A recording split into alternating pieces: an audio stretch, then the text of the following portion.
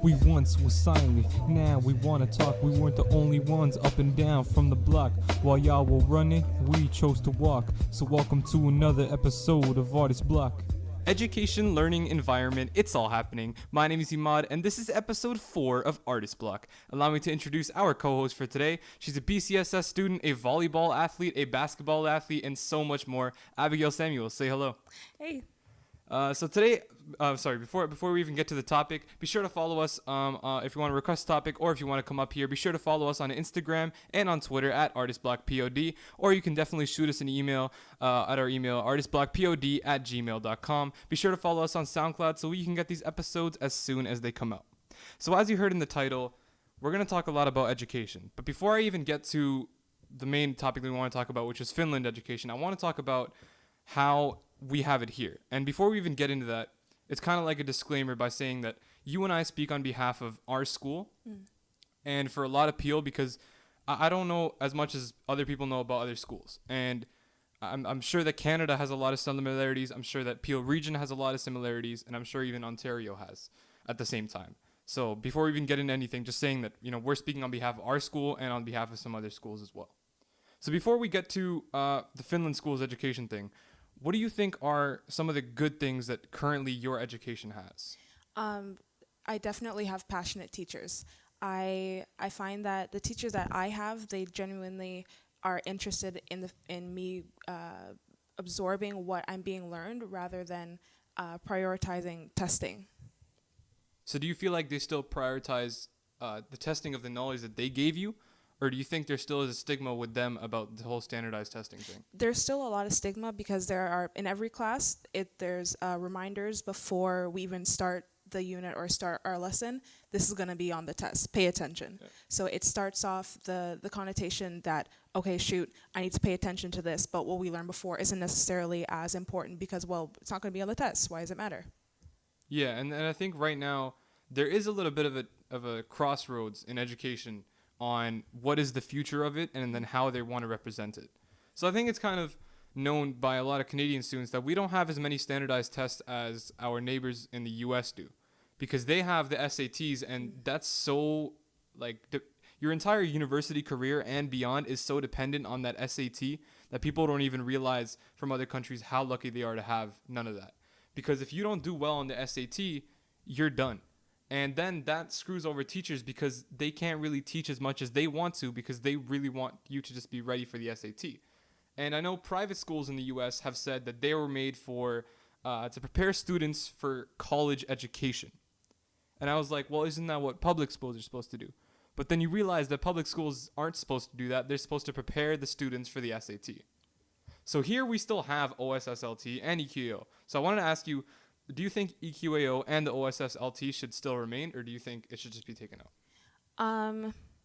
I think the EQAO is important simply because it's not taken as often. I believe it's every 3 years. Yep. So I'm okay with that. It's not necessarily an annual thing, but that is necessary to keep track of the development of the kids. However, the OSSLT, that isn't necessarily necessary because, as long as you've passed every English exam or every English test or course before that, why is it necessary? Yeah, I think the main reason why they do still have it is because that's the one way of Ontario being able to test the exact same thing amongst all students. Because with English, you can really change a lot. You can change how much Shakespeare you do. You can change the Shakespearean play that you do. You can even do the novels that are different. And overall, the way that they do English right now, it's so subjective to each of the teachers. I think that's a huge issue with a lot of these courses is that they're subjective.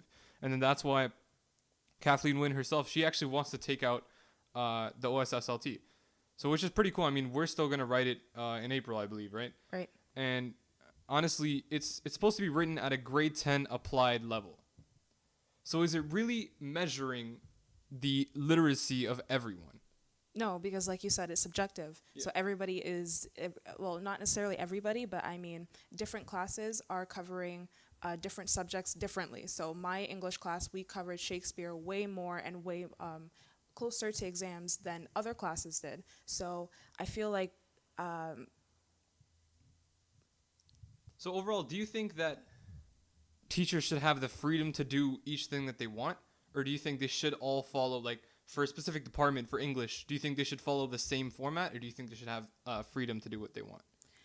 There should be freedom in the format. So I mean, there should be a general common ground, certain things that will for sure be covered on the OSSLT, and then they can be creative with what they've been given. Yeah, so like the curriculum itself. Right. Do you think currently the curriculum is preparing? Or before I even say that, what do you think the curriculum is preparing you for right now? I honestly, I can't answer that positively. I'm gonna have to say absolutely nothing because. Go ahead, just say it, man. All right, here comes the truth. What am I gonna do with knowing Shakespeare's plays? What am I gonna know about doing presentations? I already know how to do that. I already have public speaking skills. What I need to learn how to do is write essays. What I need to learn how to do is properly use grammar concepts, and those are important things to the English language and things that we'll be using for the rest of our lives that we didn't cover during the curriculum. Well, the stigma is, or kind of the rebuttal by people who create the curriculum is, the things that you learn in English high school, if you are to pursue a degree in English or in literature, you are required to have that knowledge. Do you think that the curriculum should be preparing you for university or further education, or should they be preparing you for the real world itself? Realistically, it's not everybody that's going to be taking English in university, so I think there should be an option, one course that specifically prepares you for English in university, and one that prepares you for English just in regular life. However, well, there are courses like that, the workplace courses, but I think those are so like lowly regarded because right now there's still the stigma around, oh, you take academic and then everything else is just garbage. Or you take university level and then everything else is useless. Mm-hmm. But realistically, those those workplace courses are more important than a lot of these academic courses when it comes to what you're going to do afterwards. Because if you even look at it, there's a course, especially at our school, like there's a course, workplace course in math for grade 11, I believe. And it's math for everyday life. And then you think about it, it's like, why shouldn't that just be the base course? Right. Because if you learn math for everyday life, there's so many things that you don't end up learning afterwards, but in that course they teach you how to do, and you're like, wow, that's awesome. Like they teach you how to make investments, which regardless if you want to be a businessman or an investment banker, investing will help you a lot because it's free money. Like you're putting your money into something and then you're gaining more money out of it. And I know the whole thing with standardized testing and exams right now. What do you think? Do you think right now exams are the correct way to do it? Generally and truly, I think that it shouldn't necessarily be the way to do it, simply because I think there should be more emphasis put on like summatives during the school year, simply because to like the same issue that I'm having with my science class, I did so well during the course, but I completely flopped on my exam. So because there was a accumulation of, say, pressure on or weightage on the exam, my work in the entire semester is kind of going to be erased. So I feel like if say we put summatives at the end of every unit, then it would help a lot. So instead of putting the one exam, how would you test their overall knowledge of everything at the end? Or would you even not want to do that, where you just test a certain unit and then you finish it with like a mini exam or a summative and then they're done with that unit forever?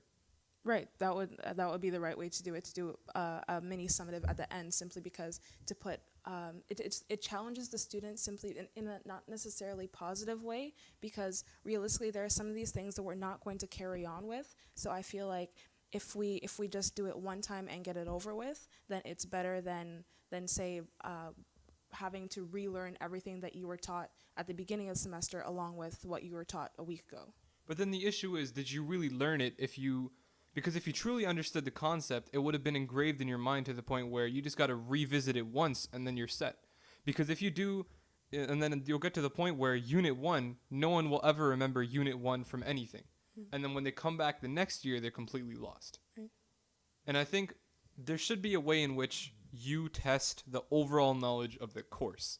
Because otherwise you don't know exactly how they took away each course. Because at the end of the day, people are just going to end up regurgitating information. Exactly. With each unit.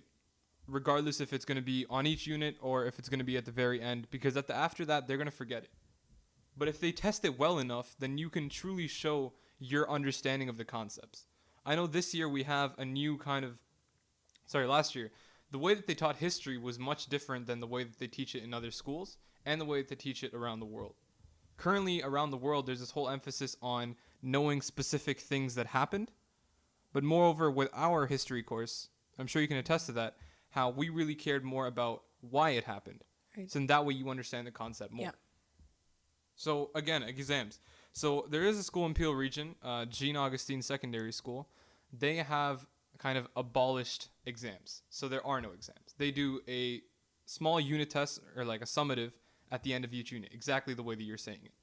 And currently, I mean, the students' morale, of course, that's going to be up because you don't have all of that stress at one specific point, which I agree with. I think instead of having that one exam period, because what sucks about that period is that everything is just forced into that 1 week or 2 weeks of time. Right. And then you can't really, when you're trying to force 4 different kinds of knowledge into one place at the same time, it doesn't really work that well. I'd even say change up the timelines. Right. So like you have these 8 courses and then you do their exams at different times so that you can really focus highly on one, bring down the other level, and then highly on one again, so that so far you have that. So in your ideal education system, how would you test your students?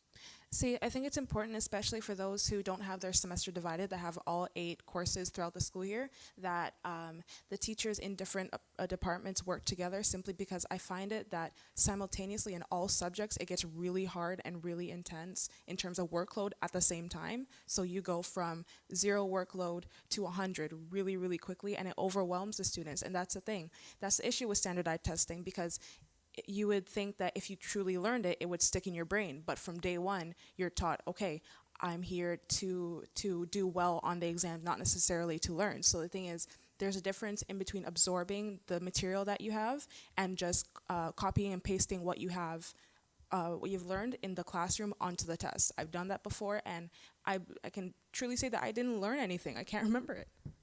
But I mean, if you technically revisit it, because I know in all courses, especially in our French immersion courses, each year, they end up reviewing the same thing. So is it really necessary at that point to not regurgitate information, because it's just going to come back to you again because they end up doing a review? Do you think they should do a review? Do you think it should be required? It should be, yes, there should be a review, because naturally everybody's going to forget, and naturally not everybody will have their notes. However, the way that our French immersion program works, we've been doing the same verbs for God knows how long. I've been doing passé composé and imparfait since grade 5, and now I'm in grade 10, and we shouldn't be putting so much emphasis on this. We should be putting more emphasis on genuinely learning how to speak the language and pronounce the vowels, so that we don't have such an apparent English accent when we speak.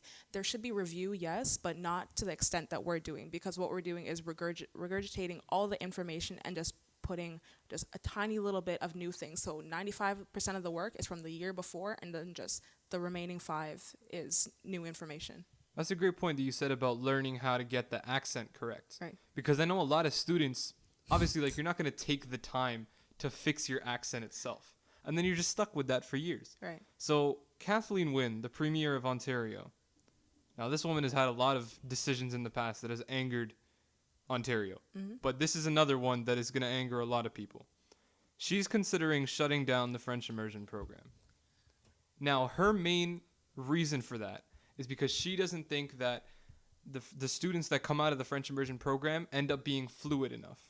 And my main point is, you can't blame the program. You have to blame the students, because there's not enough passion for the language itself. What do you think? I'd have to contradict that, actually. I think it's with the teachers almost, simply because, especially in my French class, there wasn't a lot of passion from the teachers. So I mean, I feel like the work that the teachers put into the course is exactly what the students give back. I would hate for the French immersion program to be taken away, simply because multilingualism is such an important aspect in life, and it gives you such an edge in the workplace. I would hate for the official language of Canada, French, not to be taught in schools simply because, I mean, maybe it could be, well, it is optional. That's the thing. So, I mean, I feel like if you're not interested in it, you should be dropping out simply because you'll be now dragging down those who want to do it. I want to do it, but there are some people in my class who couldn't care less only because their parents forced them to. And I mean, even based off the whole multilingualism thing, Kathleen Wynne says that French is not necessarily a wanted language currently. Which, regardless of what language that you learn, it's going to help you, because the whole idea of having 2 languages, 3 languages, 4 languages in your head, you're able to switch, and then you have better cognitive ability overall. Right. I mean, I feel like you can even notice it, that people who are in French immersion, I mean, the ones that really take pride in the language itself and understanding the quirks of the language, the way that they can switch is pretty phenomenal. Right. Like the ones that have done it for a while, it's like, wow, I can just switch to French and then switch right back to English after a sentence, and it's no problem. So I think currently what French immersion is, I think there's a lot of quirks with it. I think there's a lot of things that they still need to teach, like that accent thing. I mean, I personally, like, just because I love the language enough and the fact that I'm the nerdiest human being on this planet. Debatable. Yeah, they're debatable. There are definitely more people. But I actually went and tried to learn the French accent and different French accents to see which one I like the most. And there's such a difference. Like, if you go to Quebec and you're like, whoa, what? You guys speak like this? Because currently we're taught Paris French. Yeah. Which is not exactly, I mean, it is considered the most polite version. But then at the same time, how are you really going to use that if you're in Canada? Because everybody's speaking Quebec French. Even things like learning slang, I think that should actually be taught. Yeah. Because if you want to have a regular day conversation, there's certain things that you wouldn't even say. Yeah. Like, for example, the word yes. The amount of times that I've said yes in my life are like minimal. Right? And then the perfect translation to French would be oui. But if you go to Quebec, you go to France, no one says that. Because it's you only say that in like a boardroom meeting. Rather, you'd say ouais, which means yeah. Or, you know, other ways of saying that. So I don't get why they don't teach that.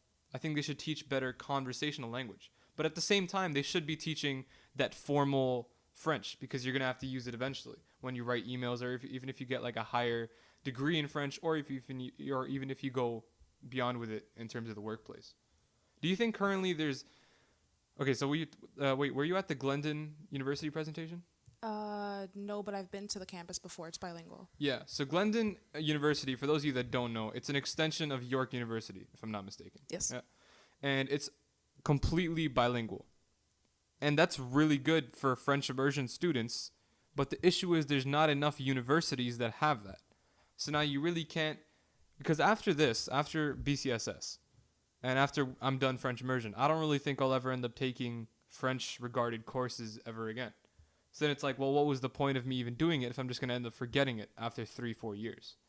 I think there should be more universities that put emphasis on it, because otherwise then there's no real motivation for students who want to do other fields to go into French immersion again. Right. And go ahead.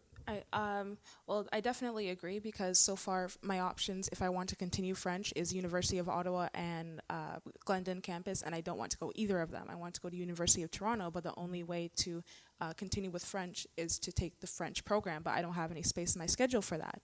So I really think that it has to be a cooperation in between secondary and post-secondary when it comes to getting a common ground for French immersion, simply because it can't just stop, because then what was the last 12 years for? So I feel like, especially living in an Anglophone province, you know, Ontario, we don't speak French as much as we would say in Quebec. So definitely most of the skills that we've learned over the 12 years will deteriorate, because if you don't use it, you'll lose it. Yeah, I'd even argue against Kathleen Wynne. I think if you want to be a politician, you should be required to take French immersion. Right. Because you're representing a country. And if you look at all the prime ministers and leaders of parties that have been francophone first, they really took charge and tried to learn English to the best of their ability, just so that they could have an equal playing field. And then you look at Stephen Harper. I mean, aside from the politics of it and everything, right? Because I don't want to get into that. But if you look at Stephen Harper and you look at his French ability versus his English ability, his French is terrible. And it's like, you could have taken the time to make sure that your French is perfect. And you should have. Because if you're representing especially because he was Prime Minister of Canada. You're technically the leader of Canada, right? You're representing everyone. And you're not representing people from Quebec because you can't even speak their language that well. So it should be mandatory. Moving on, about Finland, because I remember we even hinted about this at the start of the podcast. So Finland's education system is considered one of the best in the world and definitely different. But I think a lot of these articles on Finland are more directed towards Americans that are going to read it, because there are a lot of similarities between us and Finland in just smaller ways. So one of the main things is that Finnish children don't start school until they are 7. So that's 3 years after the usual norm of 4 or 5-ish. When do you think you should start school? Medically speaking, the best time to start learning is as young as possible, simply because the brain just absorbs information incredibly. So I feel like for certain people, by starting later, it'll impact their ability to learn. So I feel like starting at 4 should be a good age. I'd even say Or if younger. you go later, then you're less inclined to learn more things at one time. Right. Because if I look back at stuff that I learned when I was 8, 7, 6, it's much more than I can just bring into my brain right now. Okay, so in Finland, there's only one mandatory standardized test taken when children are 16. I'm assuming that's their version of the SAT, which is still an issue, because at the end of the day, every 16-year-old up until then is just going to be like, I really got to get good on this one. So then every single teacher has to just teach up until that point. What else? That test is called the National Matriculation Examination. Yeah, it's taken at the end of high school. It's the only standardized test. The thing is, like, over the course of their education, emphasis is put on actually learning and not necessarily preparing yourself to get the optimal score on that test, which is exactly the issue that we're having here, because it's the reverse. We're putting prioritization on test preparation rather than actually absorbing the materials that we're being taught, because the teachers anticipate that, oh, maybe they'll go and use this in real life. But the thing is, if I'm memorizing it just for the sole purpose of getting well on a test, I'm not going to remember when I need to. Do you think grades are reflective of how much you learn? Absolutely not. Simply because I've had tests where I feel like there are people who understand the concepts, but There's not good test takers? yeah, that's it. But They then just the flop issue under is, the then when toe. they get to university, then you have to shake up that education system. Yeah. Which they aren't going to change Yeah. for a long time. Yeah. And so then you have to use high school to prepare them for higher education. Right. And then in that case, if you want to get into university, you'd rather just get a good grade in it than actually learn it. So then what do you think there should be an emphasis on?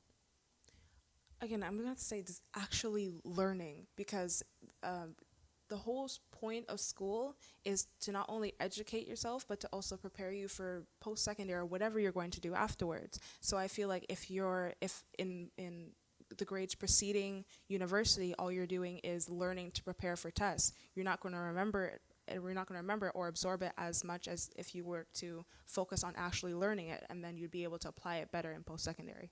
About learning and stuff, do you think right now there's enough choice in what you want to learn?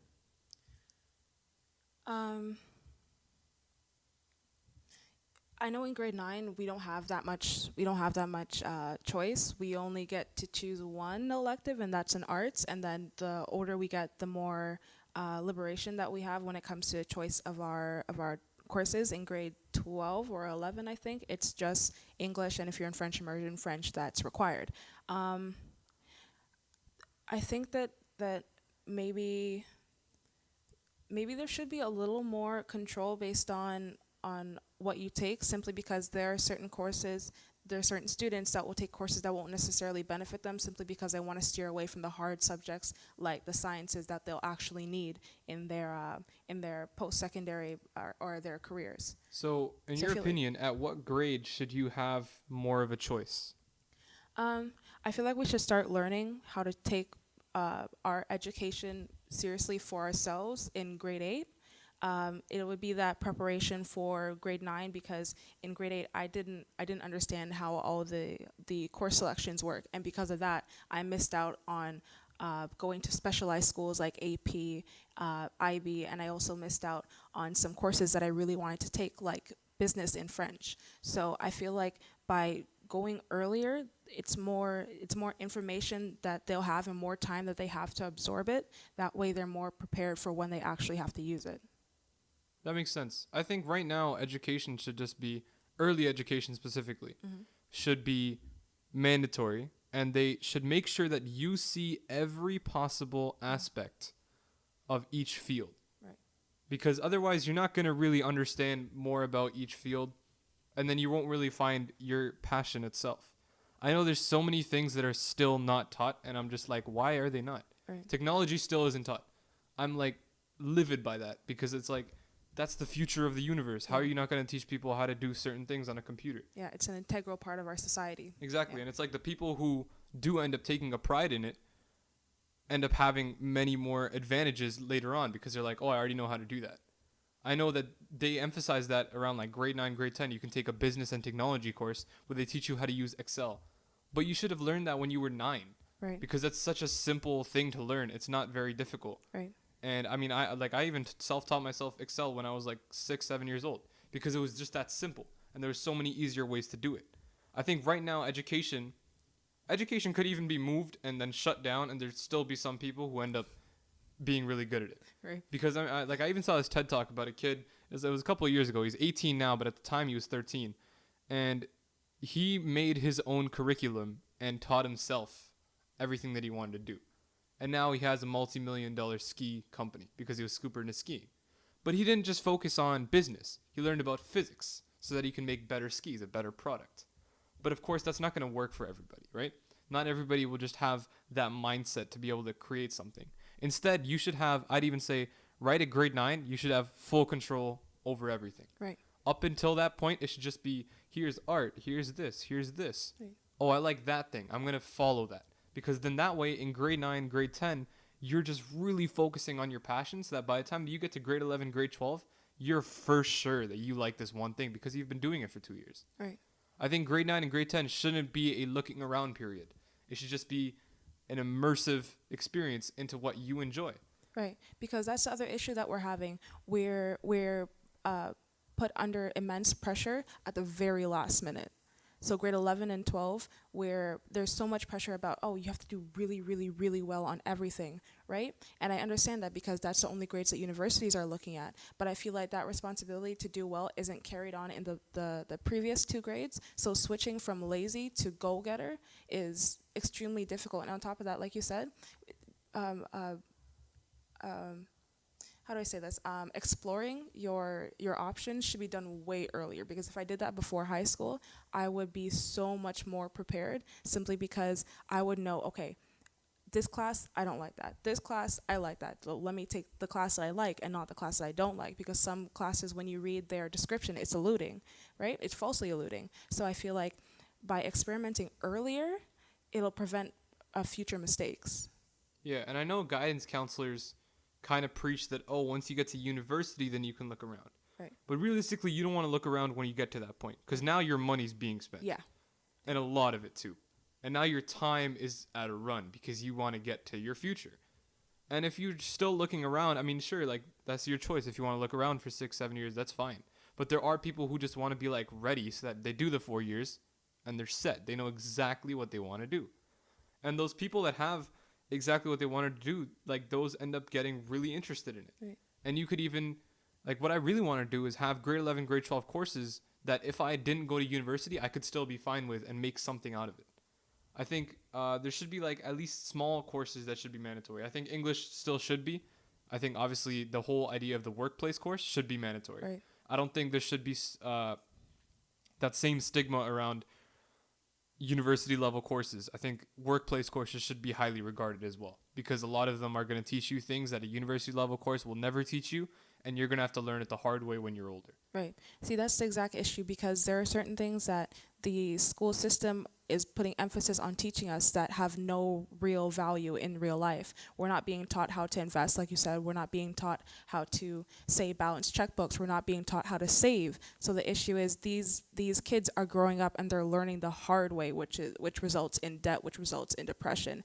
I feel like so many issues can be resolved by showing us these dangers and showing us how to deal with them, and just everyday adult things before we get to that point. Yeah, and it's funny you brought up saving, because I think that's a huge importance. Imagine if I got taught how to save. I could just be like ready for life at that point, because then you can just save up money. I mean, like, I know some people wouldn't be interested, but I think there should be more courses. And right now there's none. There's no courses that teaches you how to invest as a young person. Right. Which is useless. It's so important, because you could do whatever you want, and as long as you have $100 in your bank account, you could put it into something and come out with 1,000. And I think schools, instead of having a curriculum that gets updated every 10 years, I think it should honestly be updated every 4 or 5. Right. Because there's so many new trends that will come out, and I'd even say you should live update it. I think the people at Peel, or Canada even, the government should come together and be like, this should be added on just because it's important right now. When it comes to marketing, and I was so annoyed by this. So in your guys' business class, you took business, right? No, I didn't. Sorry. I didn't get to. And in the French immersion business class, and even in the introduction to business class at our school, which is Bram Centennial, and they talk a lot about marketing.